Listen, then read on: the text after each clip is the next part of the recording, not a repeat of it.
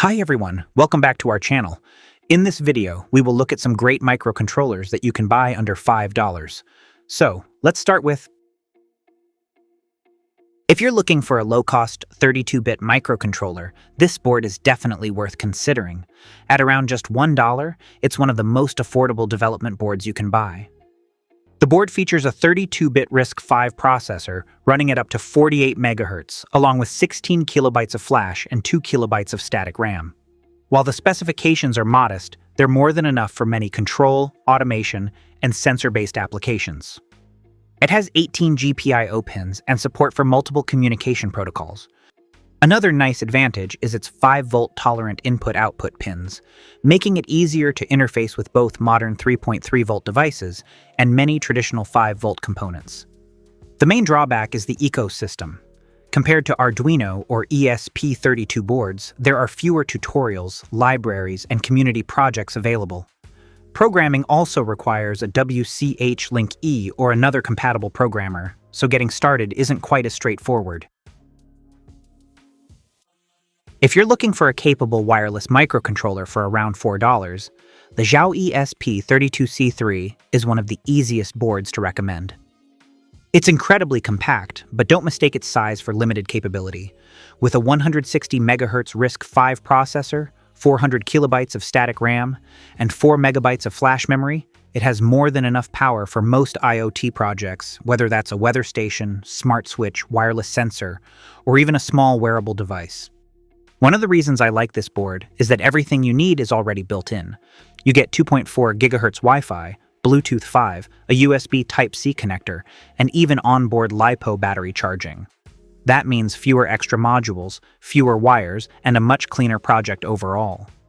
Despite its tiny footprint, it still exposes 11 GPIO pins, along with analog inputs and all the common communication interfaces like I2C, SPI, and UART. So unless you're building something with dozens of peripherals, you'll rarely feel limited. Power consumption is another strong point. In deep sleep, it draws less than 44 microamps, making it a solid choice for battery-powered projects that only wake up occasionally to collect data or send updates. But if this is your first time working with an ESP32, I'd recommend starting with a standard ESP32 dev kit board. It costs about the same, offers more GPIO pins, and has a much larger community with thousands of tutorials and example projects. Now, this board might not be as popular as boards like the ESP32 or Arduino, but if you're building a simple embedded product on a tight budget, it's definitely worth considering. At around $1 to $2, it's one of the cheapest development boards on this list. The board consists an 8-bit MCU running at 16 MHz with 8 kilobytes of flash memory, 1 kilobyte of static RAM. Keep in mind that it does not include built-in Wi-Fi or Bluetooth, which could be a limitation if your project requires wireless connectivity. But it includes 14 GPIO pins and support for all the essential peripherals needed for most low-cost embedded designs. Another drawback is the software ecosystem. Programming is typically done using an ST-Link programmer through the SWIM interface, and compared to Arduino or ESP32, there are fewer tutorials, libraries, and community resources available. Because of that, I wouldn't recommend it as your first microcontroller board. Before we move forward, a word from our sponsor. If you're working on electronics projects, you know how important it is to have an ECAD environment that keeps your designs organized and reliable. A good workflow should offer clear version control, rule-based checks, real-time collaboration, and visibility into component availability so you can move from concept to a manufacturable board with fewer mistakes. That's the approach Altium focuses on, helping engineers maintain consistency and manage their projects more efficiently. And for students who want to learn these skills early, there's Altium Student Lab. It's a free learning program that introduces professional design workflows through guided lessons, a cloud workspace, collaboration tools, and certification. To get more details, visit the link in the description. Next is the ESP32-CAM, a microcontroller board that combines a built-in camera with Wi-Fi and Bluetooth connectivity. While it often sells for slightly over $5, clone versions are widely available within this budget, making it one of the most affordable boards for image-based and IoT projects. The board is powered by Espressif's dual-core ESP32 processor and includes 4 megabytes of flash memory, along with PS RAM for handling camera applications. It also features a built-in micro SD card slot, allowing you to store captured images, videos, or other data directly on the board. You can program it using the Arduino IDE, Platform I/O, or ESP-IDF, giving you access to the same large ecosystem of libraries and community support. This makes it a great choice for projects like wireless security cameras, smart doorbells, face recognition, time-lapse cameras, and much more. The biggest drawback is that the board doesn't include a USB port, so you'll need an external USB to serial programmer to upload your code.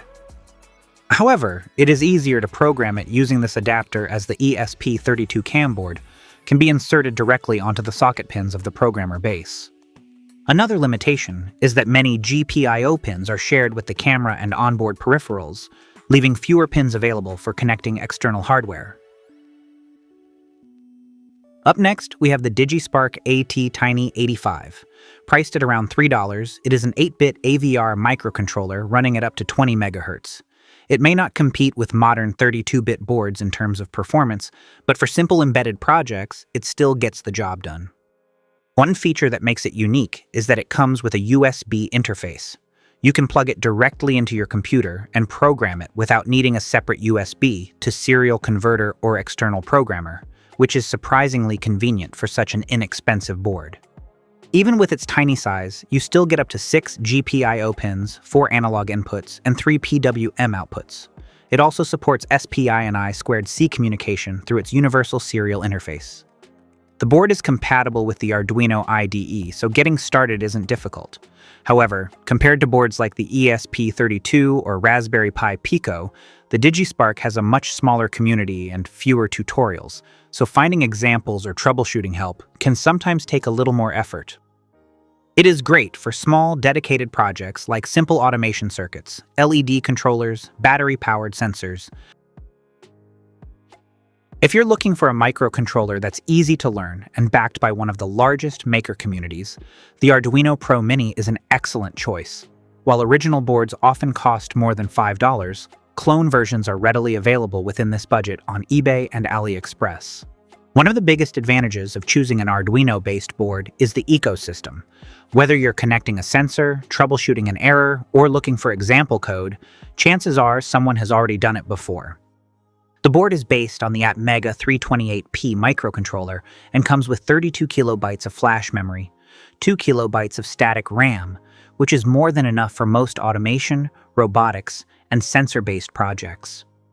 It's available in 2 versions. The 5-volt, 16 MHz model offers maximum performance, while the 3.3-volt, 8 MHz version consumes less power and works directly with many modern sensors and wireless modules. Despite its small size, the Pro Mini gives you 14 digital input-output pins, 8 analog inputs, along with support for UART, SPI, and I2C. The biggest drawback is that there's no onboard USB port. To upload your sketches, you'll need an external USB to serial adapter, such as an FTDI programmer. However, if your project is going to stay assembled most of the time, that's rarely a major issue. Its small footprint and low power consumption make it a great choice for battery-powered devices. If you're just getting into embedded systems, the Raspberry Pi Pico W is one of the best boards you can buy for around $4. What makes it stand out isn't just the hardware, it's the entire Raspberry Pi ecosystem. You get excellent documentation, countless tutorials, and a huge community. So if you ever get stuck, chances are someone has already solved the same problem. The board is powered by Raspberry Pi's dual-core RP2040 microcontroller, running at up to 133 MHz, with 264 kilobytes of static RAM and 2 megabytes of flash memory. It's powerful enough for everything from robotics and home automation to data logging and IoT projects. Unlike the original Pico, the Pico W adds built-in 2.4 GHz Wi-Fi and Bluetooth Low Energy, making it easy to build connected devices without adding any extra hardware. Another thing I really like about this board is the generous number of GPIO pins. You get 26 of them, with multiple UART, SPI, and I2C interfaces, plus 16 PWM channels, giving you plenty of flexibility to connect sensors, motors, displays, and other peripherals.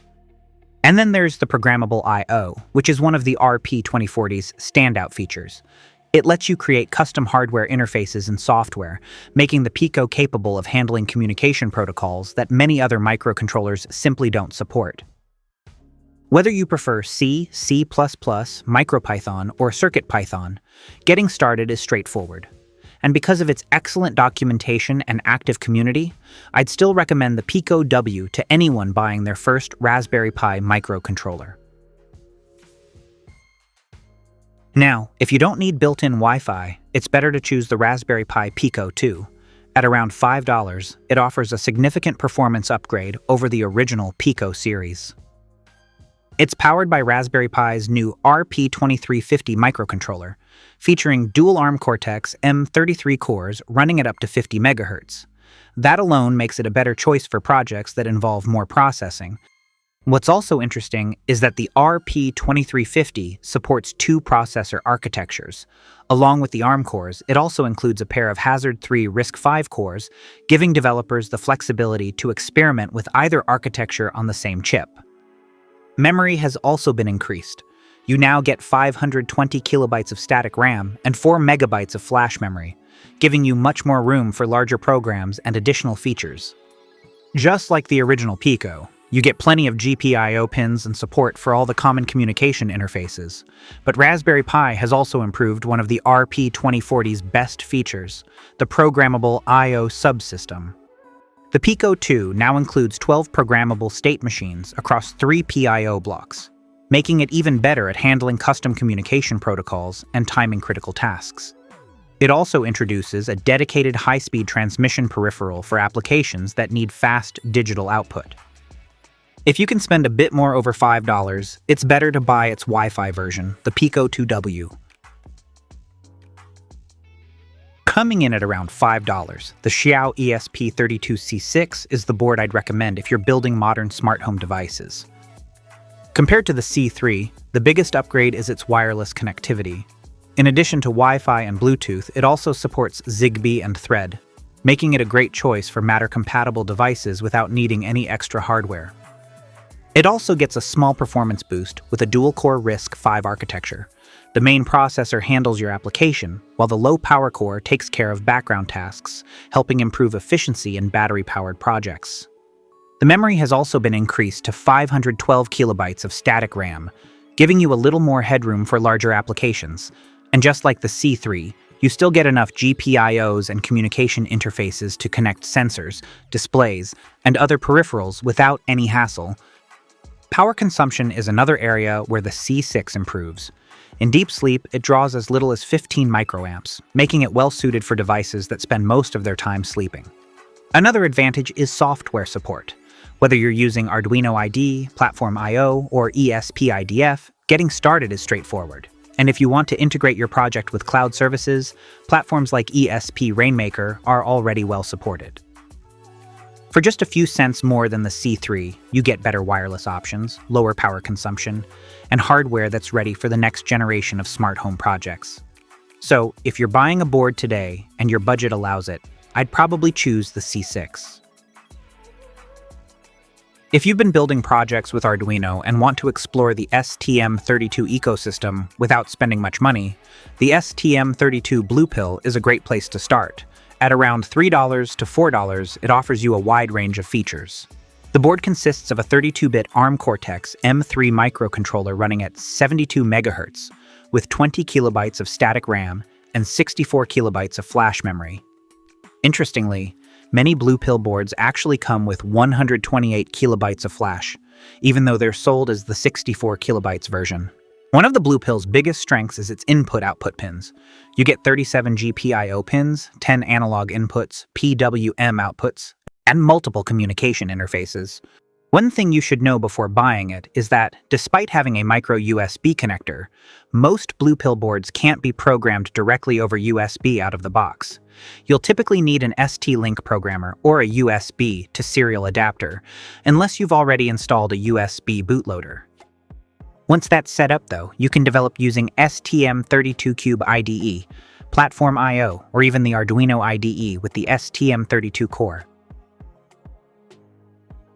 If you like the Blue Pill but want a more modern board with more memory and easier USB programming, take a look at the STM32 Black Pill.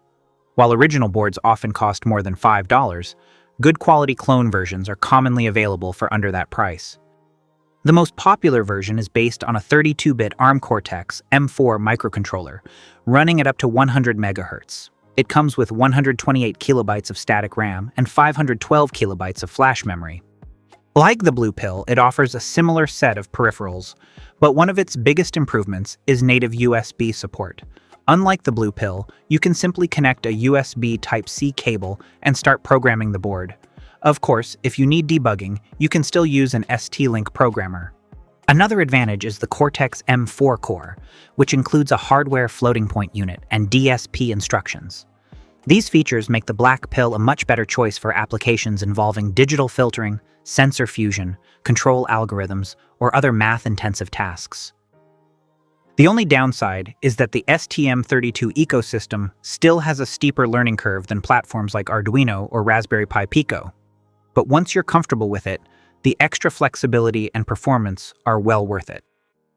If you've made it till here, then drop a like and subscribe to our channel to keep supporting us. We will see you soon. Goodbye.